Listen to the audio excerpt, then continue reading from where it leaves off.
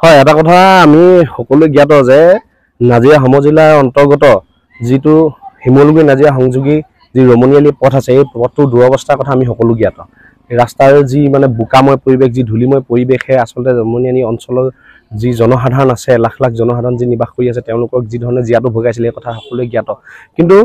অতি পৰিতাপৰ বিষয় যে অসম জাতীয়তাবাদী যুৱ ছাত্ৰ পৰিষদকে আদি কৰি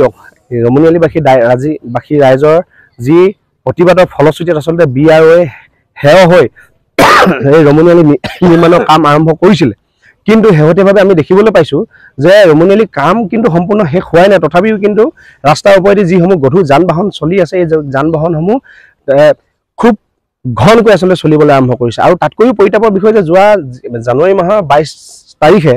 নাজিৰা প্ৰশাসনৰ পৰা এই ৰমণীয়ালীৰ প্ৰতি সহযোগিতা প্ৰকাশ কৰি ৰাইজৰ আৰু দল সংগঠনৰ প্ৰতিবাদৰ প্ৰতি সহযোগিতা কৰি আসলে নাজিৰা প্ৰশাসনে এটা নটিচ জাৰি কৰিছিল যে ৰমণীয়ালীৰ ওপৰেদি ৰমণীয়ালী নিৰ্মাণৰ কাম সম্পূৰ্ণ শেষ নোহোৱালৈকে এই ৰাস্তাৰ ওপৰেদি আসলে কোনো ধৰণৰ গধুৰ যান বাহন চলিব নোৱাৰিব কিন্তু পৰিতাপৰ বিষয় যে এই সকলো ৰাইজৰ প্ৰতিবাদ হওক প্ৰশাসনৰ যি নিৰ্দেশনা আছে সকলো নস্যাৎ কৰি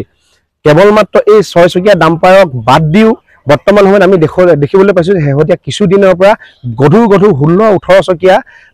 ডাম্পাৰসমূহ দিনে নিশা আসলে এই ৰাস্তাটোৰ ওপৰেদি চলিবলৈ আৰম্ভ কৰিছে যাৰ ফলশ্ৰুতিত নিৰ্মাণৰ কাম চলি থকা অৱস্থাতে যিসমূহ তেওঁলোকে আসলে নিৰ্মাণৰ কাম কৰিছে সেই সকলোখিনি আসলে ফালি ওলাই গুচি গৈছে আৰু তাতকৈ ডাঙৰ কথা হ'ল যে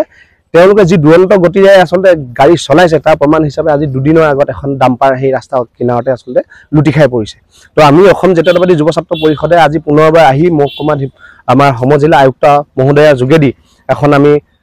মেমৰিয়াম আজি দিছো আৰু এই মেমৰিয়ামখন আমি 4 দফীয়া আসলে এটা কিছু দাবী আমি জনাইছো আৰু আমাৰ দাবী হ'ল যে যদি কিবা কাৰণত তেওঁলোকে খুব সোনকালে এই গোটেই যি আমি দাবী জনাইছো এই দাবীসমূহ যদি তেওঁলোকে কাৰ্যকৰী কৰিব নোৱাৰে তেতিয়াহ'লে আমি অসম জাতীয়তাবাদী যুৱ ছাত্ৰ পৰিষদে স্থানীয় ৰাইজৰ সহযোগত